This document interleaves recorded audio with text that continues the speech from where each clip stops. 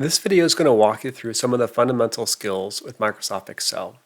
You're probably already familiar with most of these, but there are occasionally gaps in people's skills, and so this video is here to try and help you make sure that you have all of the key skills needed to do well in Excel. Let's start out with the file that we have here. The first thing is to make sure that you are using a file in the right location. When we download a file from the internet, it typically goes into what's called a downloads folder. So on my computer, if I bring my copy over, you'll see that I have a downloads folder over here on the left-hand side. Before you start working on it, you should always create a folder and move the file inside of it. I highly recommend you have a folder for this class. For example, I have one here, Accounting 321. Usually you want to put this in your documents or your desktops. So for my documents, I can click on the link on the left here and you can see my documents folder. In general though, I highly recommend that you store all of the documents for the class inside of a single folder. So click on Documents, we go to New Folder, you can call it the class, go inside of it, and then move your file that you downloaded into here. To move, there's two ways. We can go to your Downloads folder, click on a file, copy, go over Documents and paste, or we can double click on a file from your downloads and save it. We're going to do that now. Go to File, go to Save a Copy, click on Browse, and then choose your location. And again, usually desktop or documents is the best place to put it. So I can go to my desktop and I have a folder I'm working on today.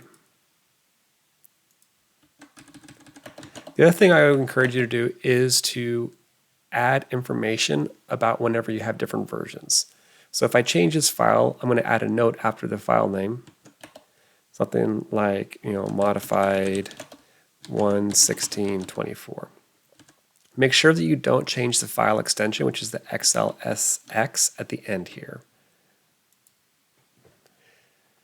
Now when you work, be careful to occasionally hit the Save button to make sure you don't lose all of your progress.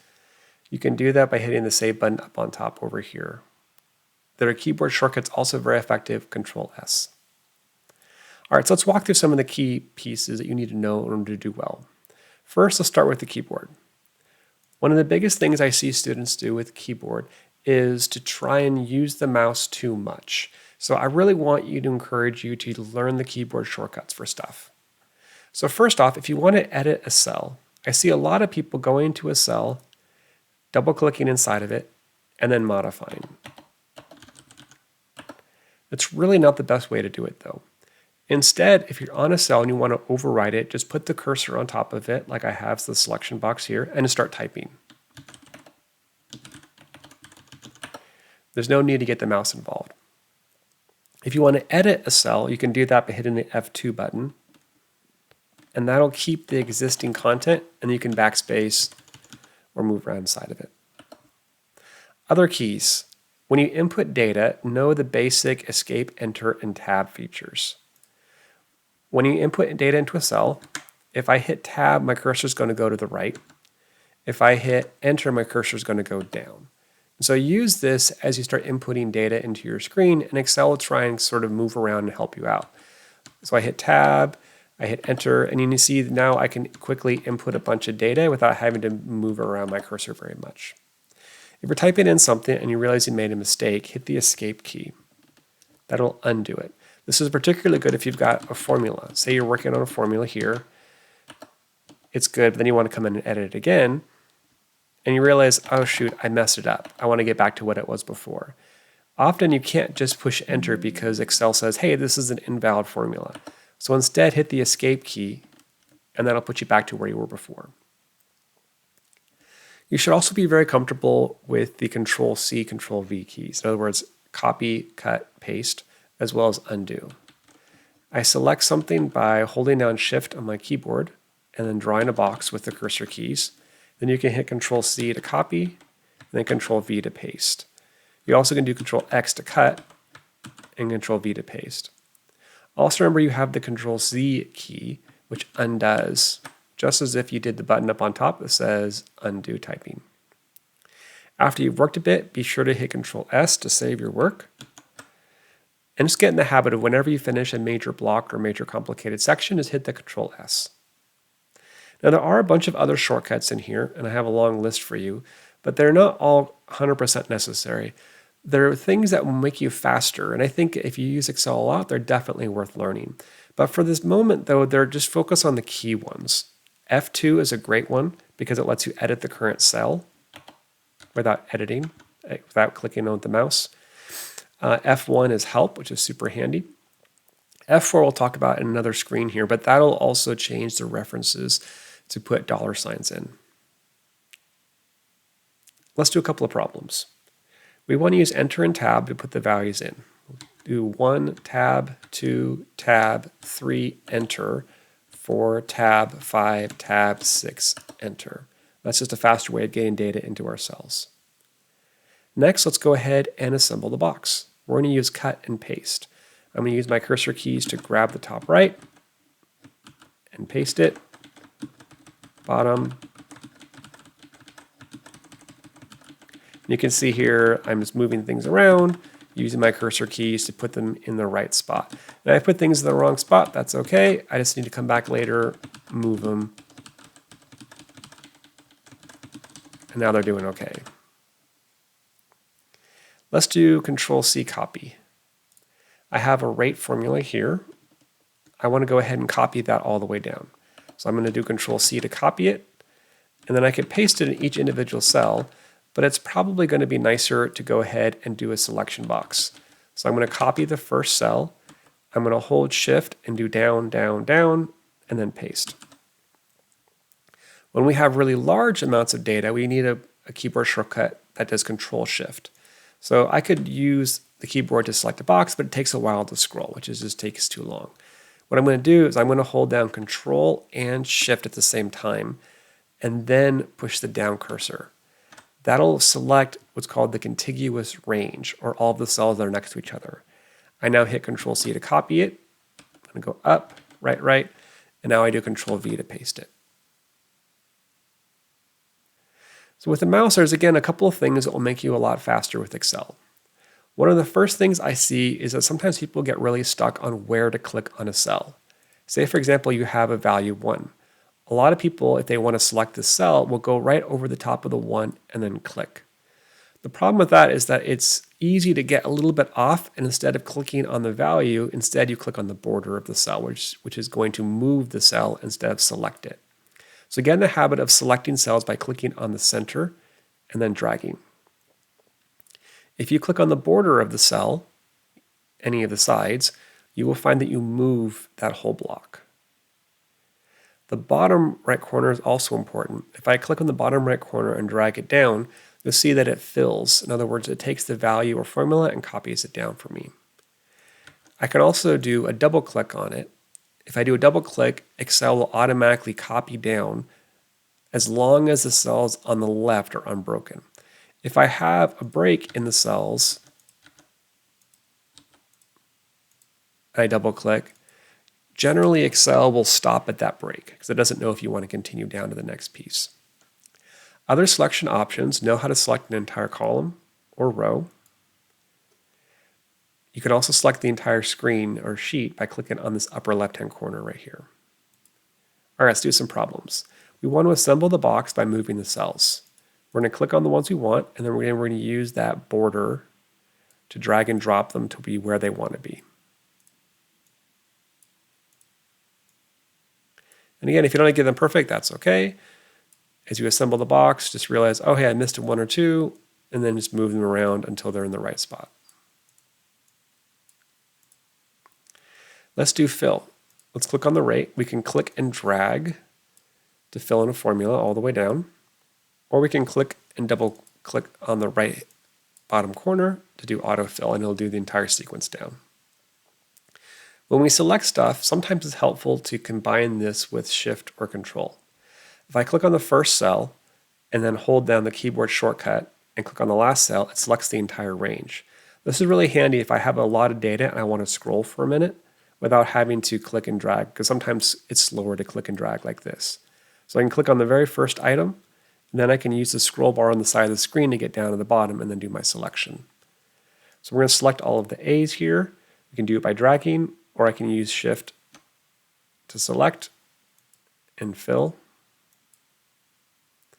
We can also do cells that are not next to each other. The way this works is you're going to hold down the Control key on your keyboard. And now you can see I can select these that are not next to each other and format them all at the same time with a green fill. Lastly, we want to do copy. Again, we can click on the very first cell, scroll down to the bottom, and then I hold down Shift and click. And I can copy and paste over here on the right. All right, let's talk about some formatting. So here are some of the key formatting features you should be comfortable with in Excel. Let's start with the top here. Generally, on the top of your sheet, you're going to want to do some kind of merge and center. So I'm going to select the cells I want, hit the merge and center button. Generally, you want to also vertically align. So you see right now my text is on the bottom. Let's get it on the middle. I can also choose the font color and maybe do things like change the font size as well. On column labels, typically you're going to want to turn on the wrap text option. Let's also go ahead and center them and change the font down to a 10-point font. I generally don't use bold on exams because it's kind of hard to tell, but in this case you should know how to use it, so go ahead and use the bold. I have a little bit of data squeeze on the left, so I'm going to move this over a little bit by expanding the column. Let's go ahead and do the column A item. So materials needs to be bolded. These other ones here need to be tabbed over, which is our button over here called an indent. And we'll just hit that twice. Margin has a border on it, so we're going to select those and do a top and bottom border. Our second margin is in green, so we're going to do a background fill of green. And then on bottom, we're going to do a background fill of blue. And then also a border. Now, when we get to more complicated borders, you will probably appreciate using this more borders feature. The major problem people have here is they do a lot of selection, then just click OK. So we have to do two steps. First, choose the kind of fill that border that you want. But then don't click OK yet. You have to actually apply it. So I click on any of these options up on top. Or I can click and unselect it by clicking on there or with the buttons as well. All right, so now I have all of the main font for column A. Let's go ahead and do some of the numeric formatting in the center here. Now the first items for sale is just a standard number. That's no problem there. The next one is price. Now we're going to use something called the accounting format. So I click on the button bar and I get that, no problem. On hours, I'm going to do something called a comma format. Comma format is basically the same thing as an accounting format, except that I don't have the $sign on there. For the rest of the values here, I can see they almost all are going to use accounting. The margin is using percentage. Now the bottom is using a slightly different kind of format called currency. So currency is a great format for people who aren't very familiar with Excel. And you can see that it puts a $sign right next to the number. I also can add or remove decimal points by clicking on these two buttons up here. Now you might ask, well, why do I need a difference between accounting and currency? Let me do a quick show. So we do accounting versus currency. I have a positive number, 0, and a negative number. Let's show the differences between each of these. So first with accounting, you'll notice that it automatically puts two decimals in, so the positive number is pretty straightforward. 0, instead of showing a 0, it's going to put a hyphen in there. That makes it easier for us to skip zeros when we have a lot of data.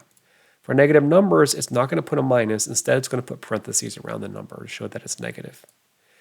So that's why it's a little confusing for people who don't understand how Excel works much. For currency, you can see this is more normal. We see all the zeros and we see the minus as well. Let's talk about some references.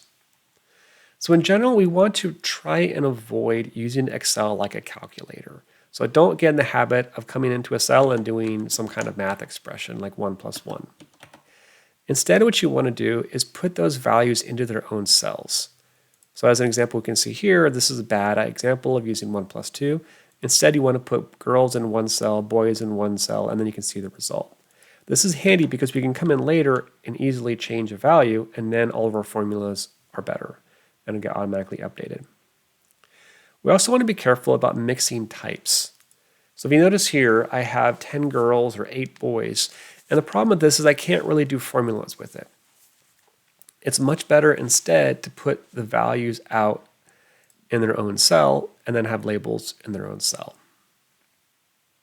One of the major things you need to understand about Excel is how references work. When you create a reference, you're really not creating an absolute link to a particular cell. Instead, you're basically giving Excel a set of driving directions. Go left, go right, go up, go down. So if I create a reference to our cell L39 over here on the right, really what I'm doing is saying go 8 cells to the right and 3 or so cells down. When I copy that reference and paste it somewhere else, what's going to happen is it's going to use that same relationship. Let me show this to you visually. You can see that I have this cell over here, L39, go to L36. When I copy that cell up to this one, you can see it kind of keeps the same relationship. And if I copy it again to the right or to down, you can see it's filling out all the other cells as it copies the reference from one spot to another spot. You might be wondering why we do this. Why does Excel automatically move references around? Well, the answer is that it's really handy when we have lists of things. So look at the example we have here. We have sales and cost when we want to calculate profit. Profit's going to be the sales minus cost. Similarly, we want to do margin. We're going to look at profit divided by sales. If Excel didn't change the references each time for us automatically, when I copy it down, we'd have to go in and manually fix every single one of these. But instead, Excel remembers the sort of connections, the driving directions between the two, and it updates the references down below. Same thing with margin. You can see it remembers the position. Now, we don't always want that to happen. When we don't want that to change, we're going to put a $ in place. So look at this example here. We're calculating tax for our 4 locations. We want to use the profit that's in the current row, but we want the tax rate that goes above. Let me show you what happens if I don't use this. If I just do tax rate without $ and copy it down, my formula gets all messed up. And it gets messed up because I want this red cell to stay the same. So what I need to do is I go to that and I hit F4. Hitting F4 is going to make it permanently linked to cell C57. I copy it down, and now you can see that even though I copied it down, C57 is still pointing to the right location, but the blue cell can still change. Let's do some problems. Let's look at flowers. Right now we have the text sort of holding the information. We want it to be in a cell by itself. Let's set cost at $5, price at $10, and then calculate the profit and quantity. I can calculate that by doing the price minus the cost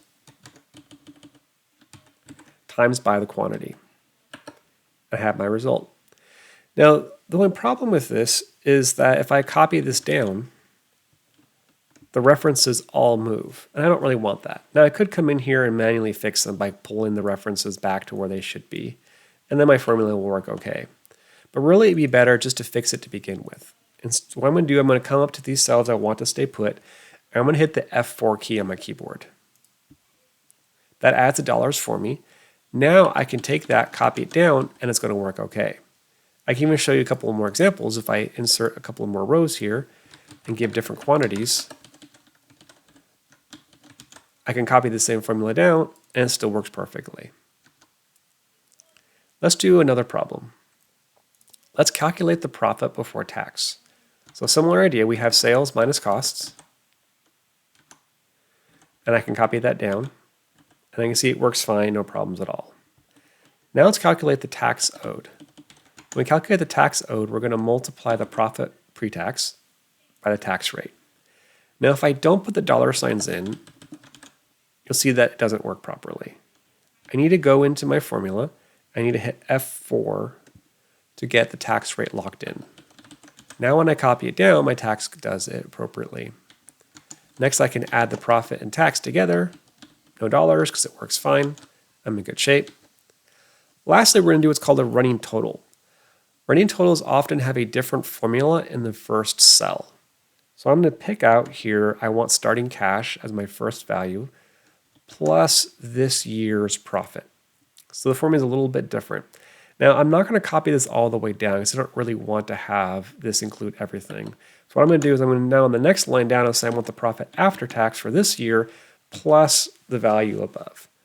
So this is a common thing when we do a running total. We have the first cell be a little bit different, and then the following ones are all the same. And I can just copy those down and have them okay.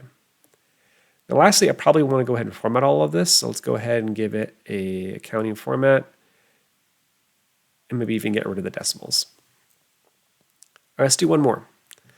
So I see we have some revenue values down here, and I have some profit values, but obviously it's not looking perfect. So let's take a second and see what might be going wrong. The first one looks okay. Second one, though, I can see it's pulling the wrong value. We have tax rate instead of margin. Third one is also messed up. So I go back to the first value, and I'm going to hit F4 on the red reference. I want the red reference to change. If I do the blue reference as well, you'll see I get the same value every single time. But really, I want to have this modify so I can get the lilacs or purples instead. So I'm going to come back to this and hit F4 a couple of times to get rid of the dollar signs, and then copy it down. Now my values look okay. Same thing with tax rate. I want to lock in that red cell, copy it down, and now I look like I've got a better value. All right, so hopefully that gave you a brief overview of some of the key features in Excel that you need to be comfortable with. It includes some basic keyboard and mouse shortcuts, includes the basic idea of references. We have a couple of things for math as well as some layout. So hopefully that'll give you a good base as we continue in the class.